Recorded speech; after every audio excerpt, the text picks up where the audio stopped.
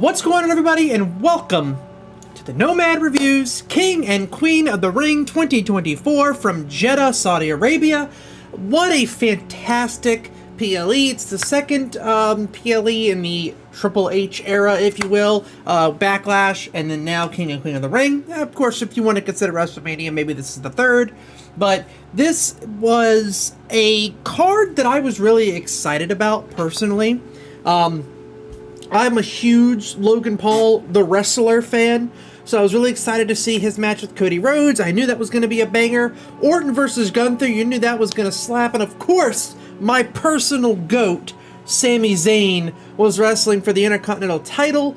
And you listen, you put that man in a match, you know it's going to be good. I can't wait to talk about this card with you all.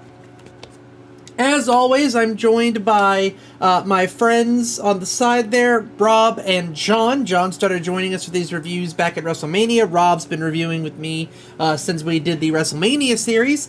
As always, for anyone that did not see my WrestleMania review, where we reviewed WrestleMania 1 through 40, if you haven't, you should totally check it out, see what I think about your favorite WrestleMania. But, as always, we go from 10 to 0, with Rob and John obviously using a letter-graded system. An A is a 10 or a 9, a B is an 8 or a 7, a C is a 6 to a 4, because we typically do like C minuses and C pluses there. A D is a 3 or a 2, and an F is a 1 or a 0. Let's jump right into it here, guys. We're going to start off with the opening match of the night. I guess I should say the opening match of the official card. I did not actually see the women's tag match. I saw the aftermath of it. I saw the finishing move. Fantastic spot. I love that finisher by Jade and Bianca Belair. I did not see the match. I was unaware that it was on a pre-show. I thought it was on the actual show, so I was a little bit disappointed in that. But I did not get to watch it, so I did not obviously include it on the ratings here because of that. So we're going to start with the actual opening match of the event, which was Becky Lynch versus Liv Morgan for the Women's World Championship over on Raw. Now, I honestly kind of expected Becky to win, or Liv Morgan to win this match going in. I understand why they put it on Becky through that Battle Royal initially. Completely understand it. I think it makes sense to, Rhea's injury was a freak thing. You did not plan for it. You needed someone with credibility to take it, but also someone who, when they lose it, it's not going to hurt them. You knew the end game was going to be Liv Morgan versus Rhea Ripley. That was pretty apparent from the offset.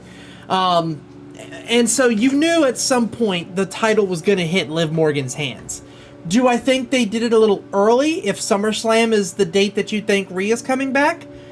Perhaps. Maybe you could have held this off until Money in the Bank, but I truly thought that this match was going to be Liv Morgan's to win. Becky's obviously going to take some time off, and of course, the predictable finish, I guess you could say, did not matter because the ending of this match was not how I predicted it to go down. First off, I want to comment on Becky Lynch's attire. The tuxedo outfit was amazing. I love her take on the body suit. Fantastic. Liv Morgan's, good Jesus. Normally, I worry that the bodysuits are very restrictive, but these two took that requirement and made it part of their brand, part of their character, and Liv Morgan's suit was goddamn beautiful.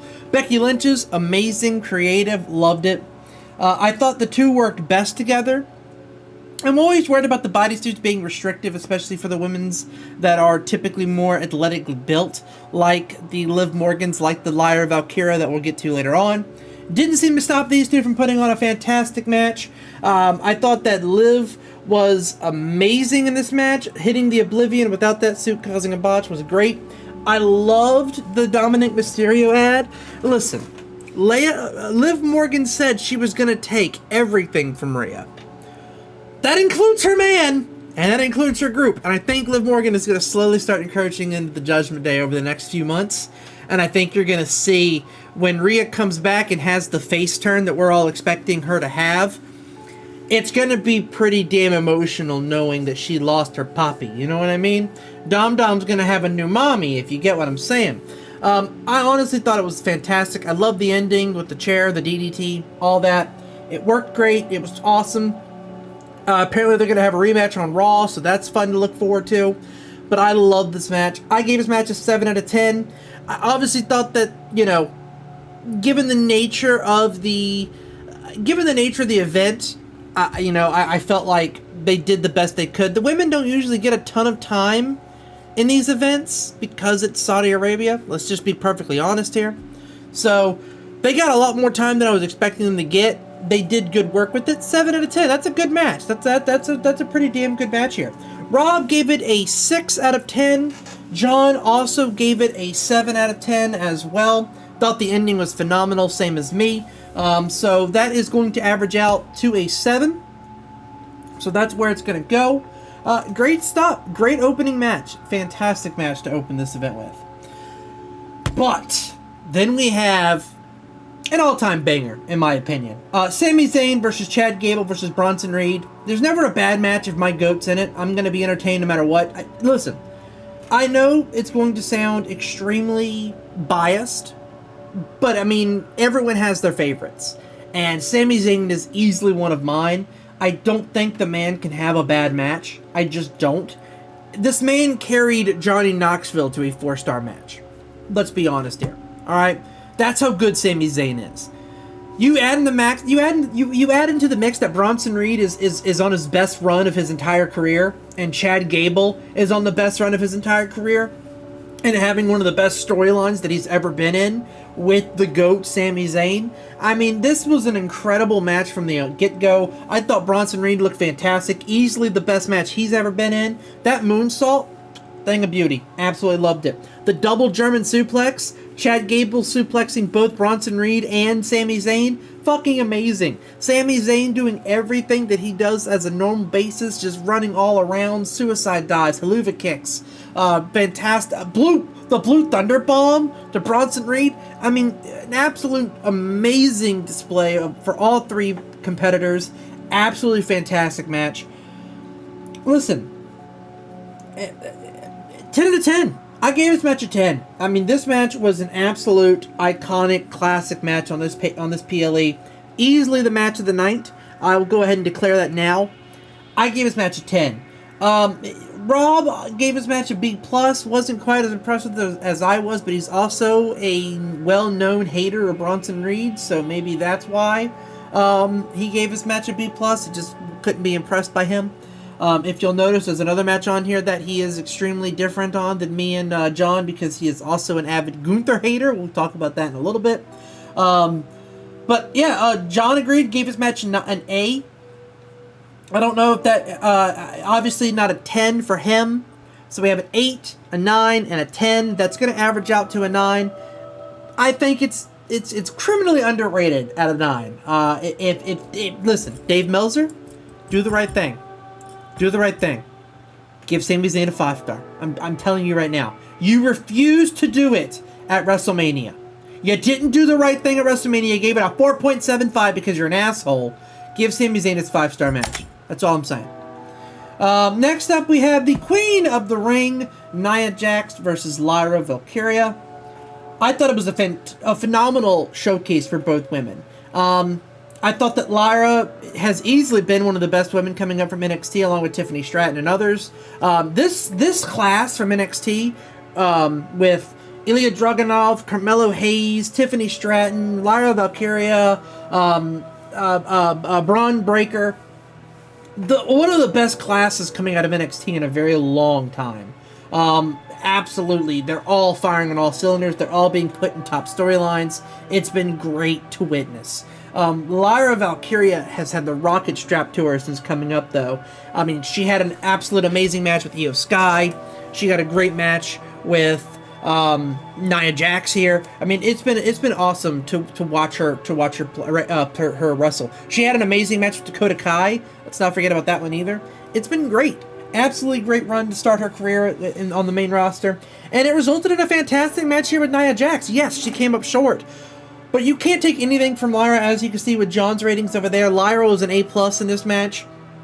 She's so fluid with everything she does. I'm an instant fan. I'm an official fan of Lyra Valkyria. Absolutely incredible. I thought that she played the story of I cannot make a mistake here. She's got me perfectly because of the finish. The finish, like the entire match, she's trying to avoid her. She's trying to, if she gets hit, she tries to get away. She's trying to, she hits like, stick and run type deal. The moment that she got caught, she lost. It was a perfect storyline because that's how it was. I make one mistake and I lose, and she made one mistake. She tried to get her off that turnbuckle too much, got flattened, and I mean flattened by that Annihilator. I thought she died. Excellent selling job, phenomenal work. Nia Jax deserves this chance. She honestly, I'll go as far as to say Nia Jax should win at SummerSlam. I'll say it. The run that she has been on since coming back, she's consistently improved. Her matches have been great. She's played her role perfectly. She's embraced the fact that most fans will never cheer her. She's completely okay with that and has worked that into her character.